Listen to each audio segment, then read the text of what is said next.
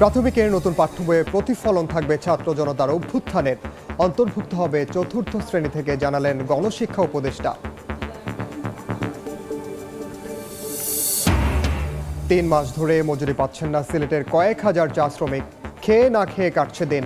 প্রতিবাদে কর্মবিরতি, কারখানায় ঝুলছে তালা, দ্রুত সমাধানের দাবি। এবং দীর্ঘ 9 মাস পর কক্সবাজার সেন্ট মার্টিন রুটে জাহাজ চলাচল শুরু। প্রথমবারের মতো ট্রাভেল পাস নিয়ে গেলেন 653 পর্যটক, স্বস্তি ব্যবসায়ীদের।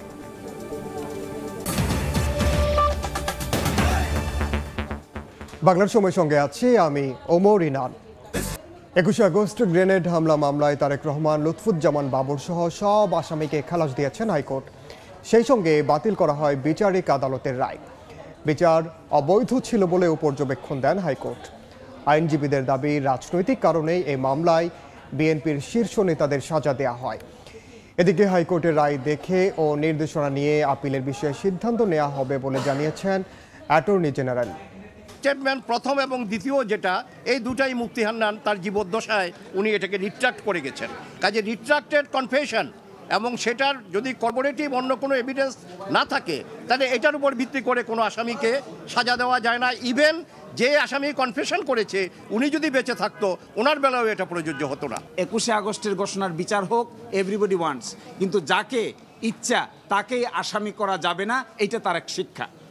এভিডেন্স যদি না থাকে, রাজনৈতিক বিবেচনায় কারো ঘাড়ে দোষ চাপিয়ে যদি বিচার করা হয়, তাহলে তার শেষ পরিণতি ভালো হয় না। গত 2 দশক যাবৎ এই 21 আগস্টের মামলাটা বাংলাদেশের রাজনীতিতে ডমিনেট করেছিল এবং সম্পূর্ণভাবে শেখ হাসিনা এবং আওয়ামী লীগের নেতাদের প্রপাগান্ডার শিকার হয়েছিলেন জনাব তারেক রহমান সাহেব। সারা বছর আওয়ামী লীগ সরকার এটাকে ব্যবহার করেছে রাজনৈতিক উদ্দেশ্য প্রণোদিতভাবে।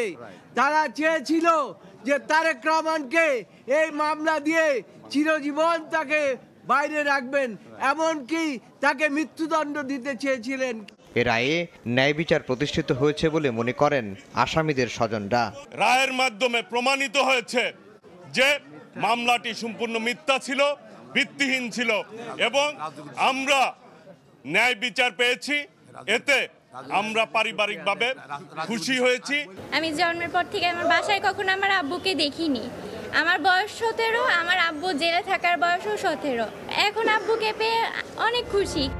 সমসাময়িক বিষয়ে রাজধানীর ফরেন সার্ভিস একাডেমিতে ব্রিফ করছেন প্রধান উপদেষ্টার প্রেস সচিব শফিকুল আলম। সরাসরি যাচ্ছে সেখানে। এবং অবশ্যই আপনারা জানেন এটার বৈধতা, আমাদের মধ্যে অনেক সাংবাদিকরা এটার বৈধতাও দিয়েছিলেন। তো এটার পরে স্যার বললেন যে এটা এমনই, এইটা লুটপাটের এমনই চিত্র, এই চিত্রটা আসলে আমাদের টেক্সট বুকে আসা উচিত। টেক্সট বুকের যেটা কলেজে বা ইউনিভার্সিটিতে জানা উচিত যে গত 15টা বছর কীভাবে এই লুটপাটটা চলেছে এবং এর মধ্যে যেই টাকাগুলো বাইরে চলে গেছে, এটা আমাদের গভর্নমেন্টের একটা অন্যতম কমিটমেন্ট। এই টাকা কীভাবে যেভাবে হোক আমরা এটা ফেরত আনার চেষ্টা করব এবং সেই অনুযায়ী এই 10 তারিখের থেকে 10ই ডিসেম্বরের থেকেই আপনি দেখবেন যে আমরা অনেকগুলো কাজ শুরু হয়ে যাচ্ছে। অনেকের সাথে আমরা ইন্টারন্যাশনাল যারা প্রতিষ্ঠান এগুলো নিয়ে কাজ করে তাদের সাথে আমাদের অনেক ধরনের বৈঠক হচ্ছে, কথা হবে।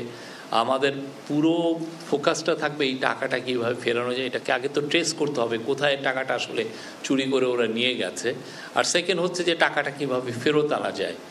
এটা অবশ্যই কষ্টসাধ্য কাজ, বাট এটা আমাদের একদম টপ প্রায়োরিটিগুলোর একটা, যে এটাকে আনতেই হবে।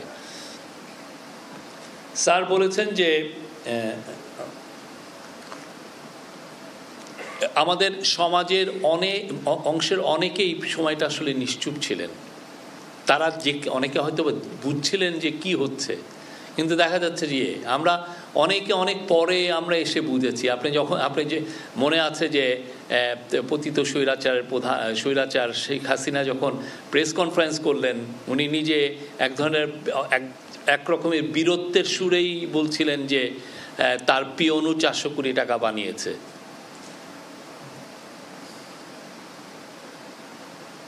আর স্যার বলেছেন এই ডকুমেন্টটা একটা হিস্টোরিক ডকুমেন্ট, এটা একটা ল্যান্ডমার্ক ডকুমেন্ট এবং আমরা আশা করছি যে এই ডকুমেন্টটা আপনাদের সাথে শেয়ার করা হবে এবং আপনারা এটার প্রত্যেকটা এটা 400 পৃষ্ঠার একটা ডকুমেন্ট, 30টা অধ্যায় আছে। প্রত্যেকটা অধ্যায় বাংলাদেশের ইকোনমির বিভিন্ন সেক্টর ধরে ধরে এটার উপরে it shed light on this sectors. আজকে এটাই মূল ইভেন্ট ছিল। এরপরে স্যার এনবিআর এর চেয়ারম্যানের সাথে একটা মিটিং হয়েছে। আপনারা জানেন আমরা ডিজিটালাইজেশনে যাচ্ছি, ইয়েতে যাচ্ছি, ওইটার একটা আছে। এটা এনবিআর আপনাদের তরফ থেকে অনেক কিছু জানাচ্ছে। আজকের এটাই ছিল। এনি কোশ্চেন প্লিজ বলবেন।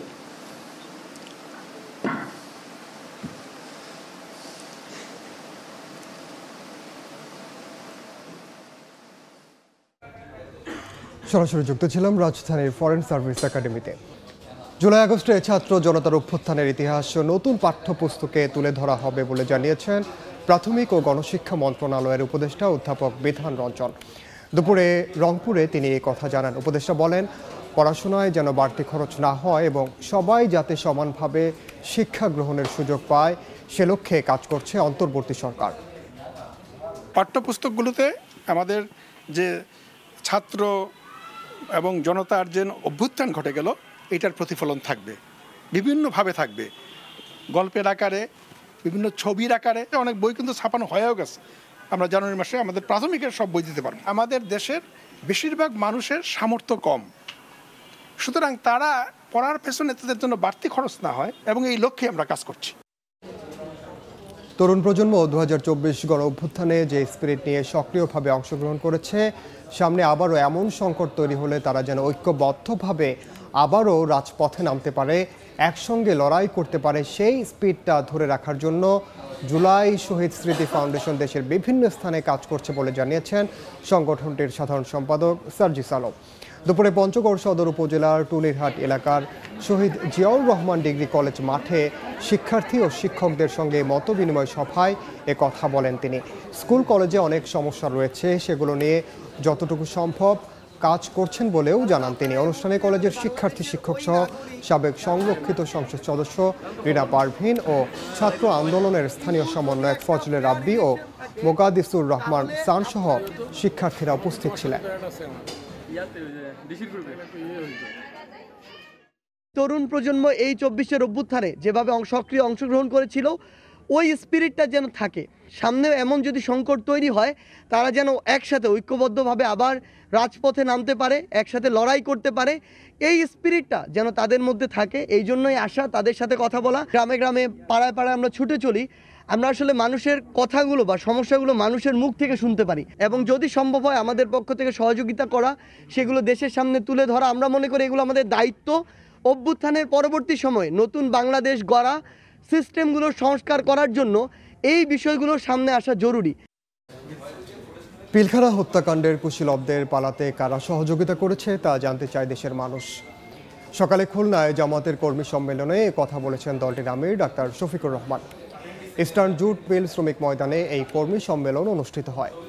এ সময় আমির বলেন, ক্ষমতায় স্থায়ী করতে প্রথমে পিলখানা হত্যাকাণ্ড এবং পরে জামাত নেতাদের ফাঁসি দেয় আওয়ামী লীগ। সে সময়ে যারা ক্ষমতায় ছিল পিলখানায় সেনা সদস্যদের প্রকৃত খুনি তারাই।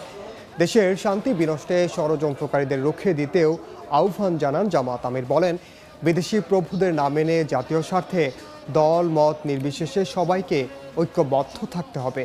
কর্মী সম্মেলনের আগে নড়াইল সদরে এক পথ সভায় অংশ নেন শফিকুর রহমান।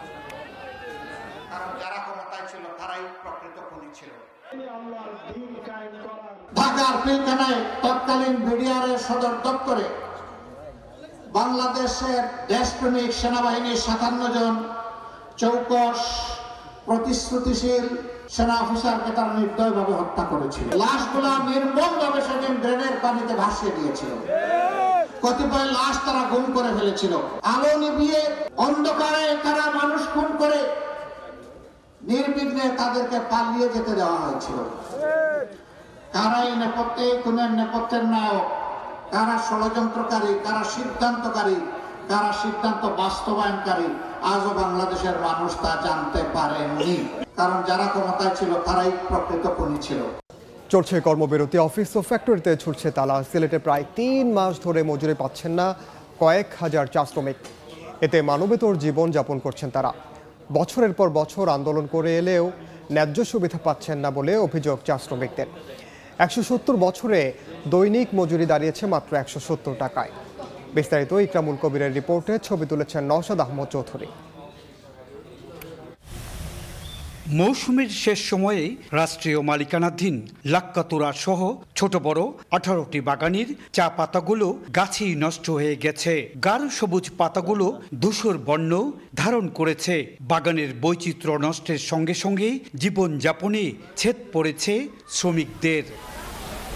কয়েক হাজার শ্রমিক প্রায় 3 মাস ধরে মজুরি না পাওয়ায় কষ্টে দিন কাটাচ্ছেন। চলছে কর্মবিরতি, অফিস ও ফ্যাক্টরিতে ঝুলছে তালা। কর্মকর্তা কর্মচারীরা বঞ্চিত বেতন ভাতা থেকে। এরকম অবস্থার মাঝে আসি, একবেলা খায় একবেলা খায় না। জঙ্গল থেকে আলু কুড়িয়া খাইলাম, কচু শাক তুলিয়া তোকে লাকড়ি লইয়া 4টা বেচিয়া খাইলাম। কাম কাজ নাই বাগানে, আজ 5-6 মাস আছে। 5 আগস্ট সরকার পতনের পর কোম্পানির পরিচালনা পর্ষদ ভেঙে দেওয়া হয়। পালিয়ে যায় এনটিসির চেয়ারম্যান শেখ কবির হোসেন। তো এটা শুধু শ্রমিকদের ক্ষতি হচ্ছে না, এটা শিল্পের ক্ষতি হচ্ছে, রাষ্ট্রেরও ক্ষতি হচ্ছে। তো যত দ্রুত সম্ভব এই ধ্বংসের হাত থেকে চা বাগানকে রক্ষা করা অতি জরুরি। প্রায় 2 মাস ধরে এ বাগানের চা পাতা উত্তোলন বন্ধ থাকার ফলে বাগানের চা পাতাগুলো আগাছায় পরিণত হয়েছে। শুধু ন্যাশনাল টি কোম্পানির 18টি বাগান নয়, সংকটে পড়ে ছোট বড় অনেক বাগানের চা পাতা সংগ্রহ বন্ধ রাখতে বাধ্য হচ্ছেন কর্তৃপক্ষ। এই মুহূর্তে আমি মনে করি সরকার, বাণিজ্য মন্ত্রণালয়, বাংলাদেশ টি বোর্ড এবং আমরা যারা স্টেক হোল্ডার আছি সবাইকে সম্মিলিতভাবে একটি পদক্ষেপ নিতে হবে। চলতি মৌসুমের চা উৎপাদনের লক্ষ্যমাত্রা 10 কোটি 80 লাখ কেজি। আগের বছরের তুলনায় দেশের 168টি বাগান অর্ধ কোটি কেজি চা উৎপাদনে পিছিয়ে আছে। তার উপর 2 মাসেরও বেশি সময় ধরে চলছে শ্রমিক কর্মচারীদের আন্দোলন। ইকরামুল কবির, সময় সংবাদ, সিলেট। হোয়াটসঅ্যাপ নম্বরে লিংক পাঠিয়ে হ্যাক করা হয় আইডি, পরে কন্ট্যাক্ট লিস্টে থাকা নম্বরে টাকা চেয়ে পাঠানো হয় SMS। চট্টগ্রামে এভাবে প্রতারণার জাল বিছিয়েছে একদল প্রতারক। সতর্ক থাকার পরামর্শ দিয়েছে পুলিশ। শাখাউদ্দিপুর ক্যামেরায় কমলদের রিপোর্ট।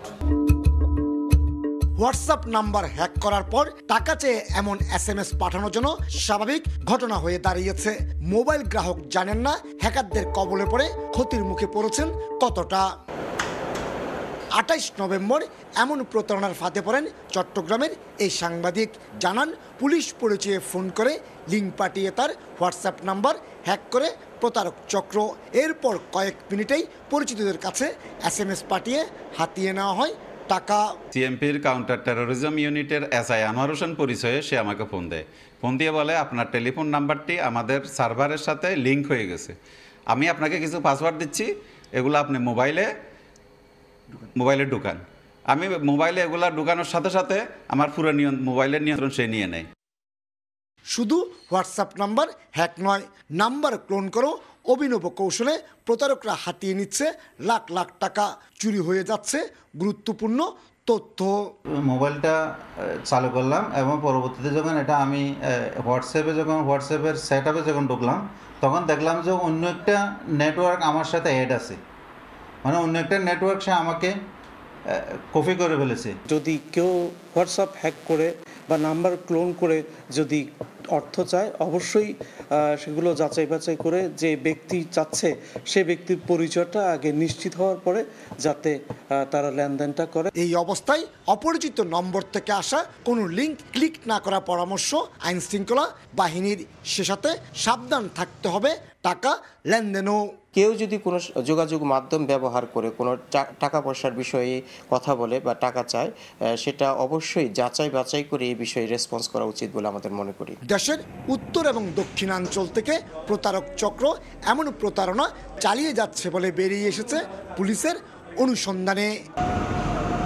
কমল দে, সময় সংবাদ, চট্টগ্রাম। বাংলার সময় আরও থাকছে।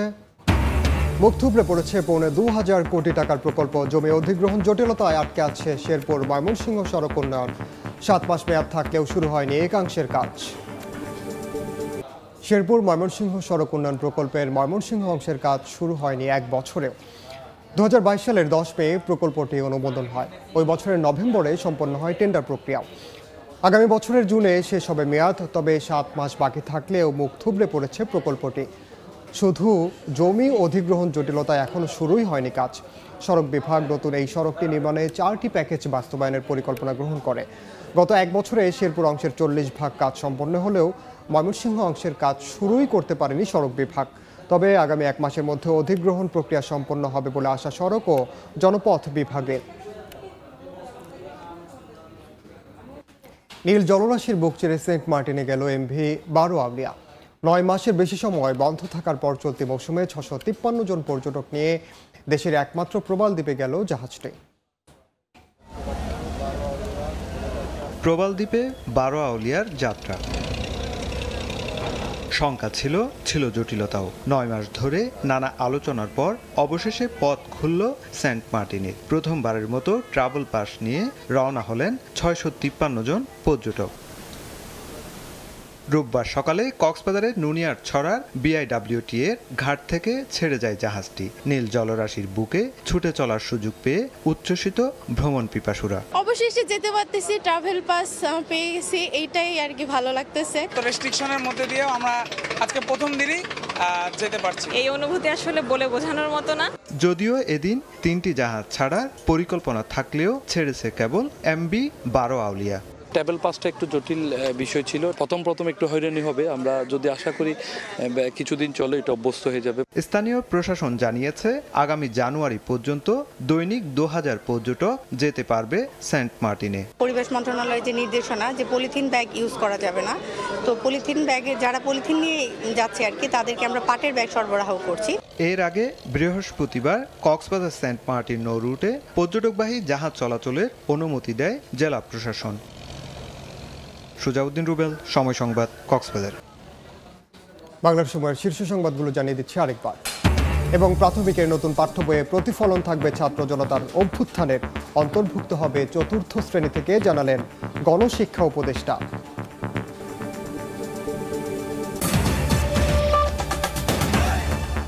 এই ছিল বাংলার সময়ের সঙ্গে থাকুন সময়।